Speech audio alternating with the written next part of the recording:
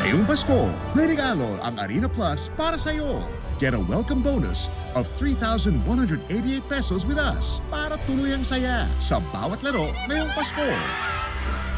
Arena Plus ang bahala sa saya ng buong barkada. Manood ng NBA sa Arena Plus and score up to 10,000 pesos daily bonus plus a chance to win multiple bonuses. Maligayang Arena Plus ko!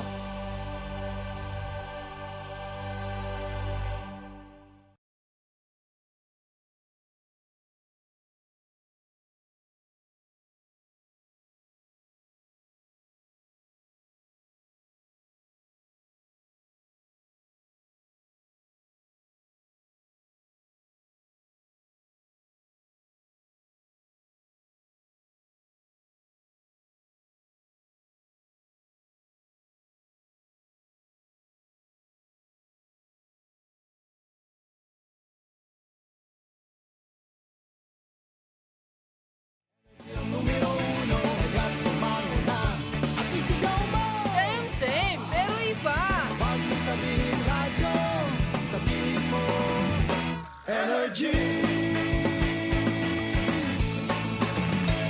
Oy! Naku, Mare! Yes! Hindi ba talaga nakakaloka? It's a Wednesday morning na talaga and sobrang happy talaga ang lahat dahil midweek na naman, hindi ba? True. Pero bago ang lahat nako, bago tayo magchikahan to the highest level, aba ihanda nyo na mga masarap na inumin, mga chichirya, dahil sa mga, alam mo yun, pag-uusapan natin para sa araw na ito. At kasama dyan na pwede mong inumin habang tayo nagchichikahan, Ang alin? ang MX3 Coffee Mix. Ano bang meron dyan, Mare? Well, bukod naman sa ito ay may high source ng vitamin C at calcium. Aba, Mare, may antioxidant ito at cholesterol free. Ito rin yung low-acid coffee, Mare, na may low-calorie sweetener na ang tawag ay sucralose, Aha. na hindi nakakapagpataas ng blood sugar level at blood pressure. Truly, kaya nga naman dun sa mga coffee lovers dyan na medyo nag-iisip at natatakot, nako, wala kang dapat ikatakot dahil nga ito ay low-acid coffee na hindi nakakapagpataas ng inyong blood pressure o blood sugar. Kaya nga naman para makasiguro kang tunay, natural at original na MX3 ang inyong mabibili, siguraduhin lamang na magtungo kayo sa mga leading drugstores nationwide. At kung merong katanungan pang bisitahin lamang ang website ng mx3ph.com. O di naman kayo tumawag sa kanilang hotline sa 0918-8888-693. Cheers, Miss Gabaglita! With Tita Cora and Kapitana Sisa. Same pero iba! We are number 106.7 Energy FM! Pagka wag mong sabihin radyo. Sabihin mo! Yan! Happy Wednesday morning. Monday nga. tuloy sasabihin ko, nakakaloka. Happy Wednesday po sa inyong lahat. 35 days to go before Christmas. Diba? At syempre kapag usaping Pasko, 1, 2, 3, 4. La la la la la la. La la la la la la la. Oh. Ang taas ang enerhiya ng mga bakla. Kasi nga, Mare, 35 days na lang, Pasko na! La la la la la la! La la la la la la la! O, diba? Na nakakaloka to the highest level. Naku, mga bangga, talaga nga naman sa mga patuloy na nakatutok sa amin. Hindi ba? Mapa radyo man yan, mapa Facebook. Isang magandang umaga. Metro and Mega Manila, Luzon, Visayas, and Mindanao. At syempre, hello Philippines and hello world. Wow, dahil binabate. Taray! Parang diba? kilala ka ng buong world, ha? Naman, hindi pa ba? Char. Self-righteous no? Diba? Hello pa rin po sa inyong lahat sa aming Team Replays. Of course, ang reyna ng CD na si Cathy Amos. Ayan. Baka naman pwede mo nang pagalawin ang Ang aming baso. mga Gcash accounts. Oo nga. Kasi kung hindi, I love you, sisiraan ka namin. Charis lang. Diba na nakakaloka to the highest level? At syempre sa lahat pa rin po ng mga naghahanap buhay ngayon, sa mga nagsa-traffic, sa mga drivers na ginagawa na tayong background. Correct. Pagtanggal ng yamot sa traffic. Eto na ang baklita sa Woo Woo Woo! Diba? Hello pa rin po sa inyong lahat dyan. Good morning, good morning, good morning. Pero malamang, ang mga boys, eto na pinakatutukan. Kaya, pasok! Chika sa arena!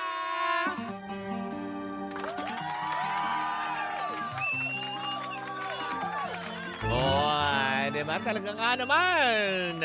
For sure, ito na pinapakantabayanan ng lahat ang Chika sa Arena. At diyan sa atin ang Arena Plus, astig sa sports. Speaking of sports, talaga nga naman, tinapos na, diba? Ng alin? Ng grupong Celtics.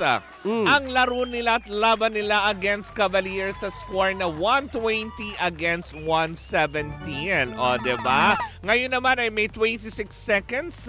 Ayan, dahil na sa quarter 4 na rin ang labanan ng Nets, pero ang Nets po ay nangunguna pa rin sa score na 116 against 111. Ay, 26 seconds, 5 points. Kaya pa ito, di ba? Kaya pang ihabol. May himala pa kaya dun sa mga Hornets fans. Ay, naku, ayan, sabi na nga, nag-113 na, mare. 13 seconds against, di ba, sa quarter 4 ng Nets at Hornets. Humahabol ang Hornets. Ngayon ay may 116 ng Nets at ang Hornets ay 113. Samantala naman, mare, quarter 4 din, di ba? Fourth quarter din para sa labanan ng Grizzlies at ng Nuggets na may 8 minutes pa na labanan na nakakaloka. Pero lamang ang Nuggets sa score na 99 against 86 ng Grizzlies. Samantala, third quarter naman na may oras na 3 minutes pa. Ayan, ang Mavericks ay nangunguna sa score na 81 against Pelicans. Correct. Na may score na 65. Samantala, second quarter naman sa labanan at may oras na 9 minutes pa ang Spurs at ang Thunders. Pero lamang ang Thunders ng 4 points na 40, actually hindi na, nakascore ulit. Nag-43 na ngayon ang Thunders against Spurs na may 38. At tabayanan pa rin natin ang huling laro para sa araw na to, ang Lakers versus Jazz. Yan po muna ang mga kaganapan sa mundo ng NBA sa Eastern and Western Conference yan. At syempre para po dun sa mga antabay, ang mga PBA fanatics natin, na mukhang naghahanda ang ating mga koponan. Dahil nalalapit na ang pagbubukas ng Commissioner's Cup ng PBA sa November 27. Ay, nakakatuwa naman yan, Mare. Truly madly deeply blue. Oo. Alam mo ba, Mare, Ano congratulate lang natin, ha? Kasi dalawang kababayan na naman nating Pilipino ang mag-uuwi ng silver medal. Ayan, ang Pinay triathlete na si Kim Mangubang. Ayan. Ang Mangrubang. Ayan. Kim Mangrubang mula sa kampyonato Brasileiro di triathlon standard na ginanap sa Brasilia, Brazil. In fairness. Natapos ni Kim ang women's elite category sa oras na 2 hours, 9 minutes and 49 seconds para makuha ang second place finish. Samantala, Mare, isa pang kababayan natin naman na nagbigay karangalan sa ating bansa. Ayan, dahil siya ang nagdagdag ng medalya sa kanyang koleksyon. Ang ating Ano? Kaya mo yan. Bemidaled Sambo athlete. Uy, muntik na yun. Medabella, ganon. Yun ang nakuha niya. Oo. Sa Sambo. Isa siyang Sambo athlete. Ang Ayan. pagiging bilatra ng taon.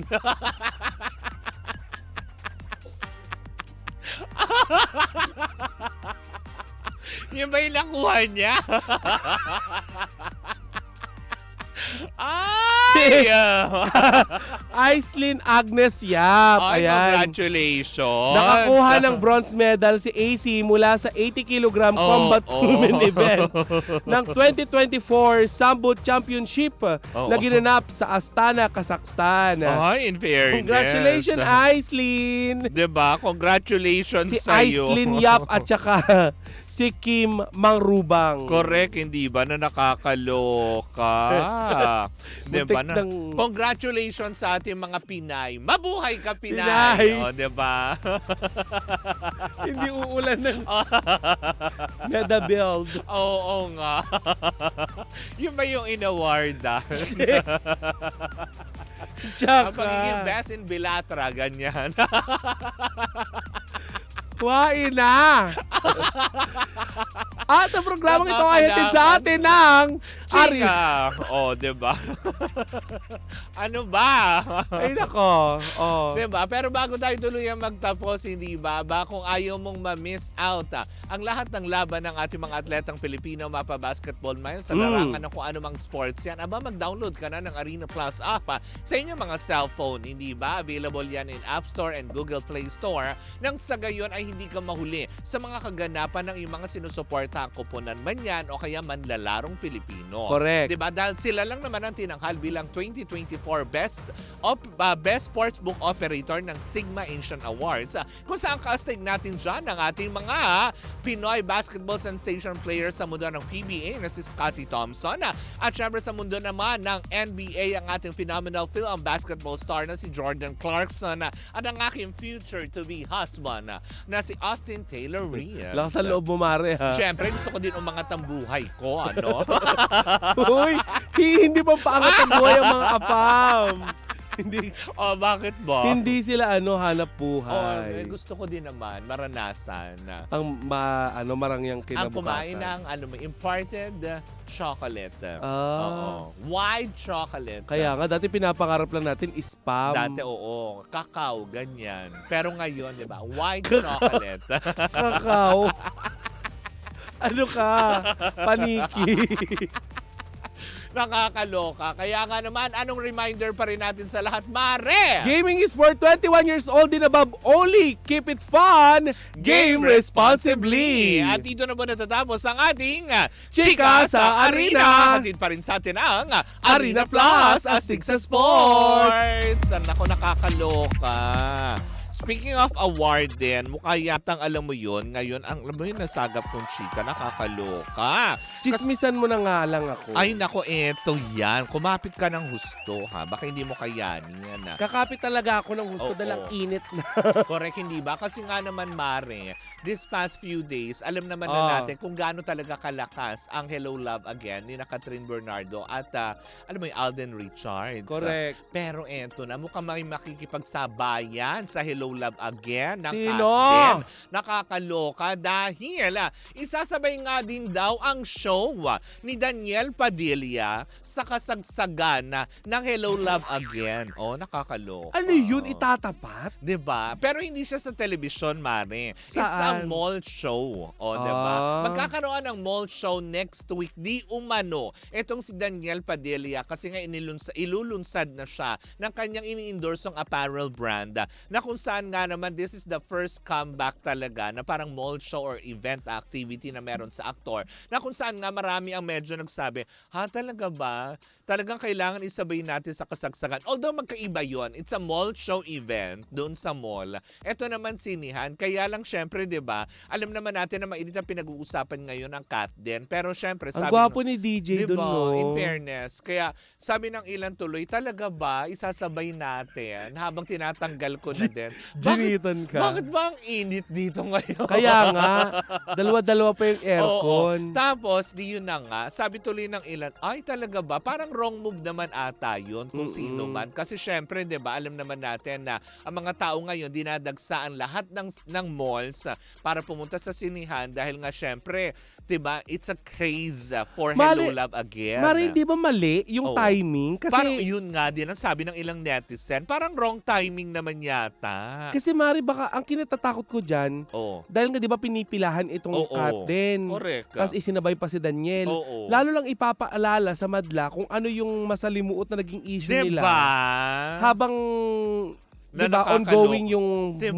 movie. Oo. Pero sabi naman ng ilan, diba, meron din naman talaga mga nananatili pa din naman na taga-suporta itong si Daniel Padilla. Pero doon lang sa ibang mga taong concern lang nila, hindi kaya baka, alam mo yun, mabash lang yung aktor na during this Hindi launching, lang yun. diba? Baka mamaya palitan na niya yung titulo ni Sian Lim ng Na ano? Mono Blockbuster King.